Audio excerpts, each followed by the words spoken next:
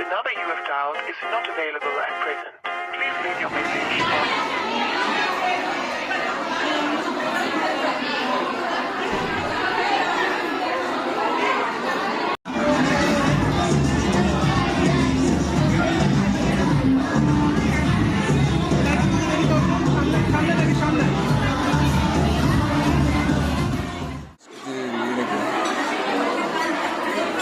আমাদের আশেপাশে তো অবশ্যই চোখের সমস্যা থাকে।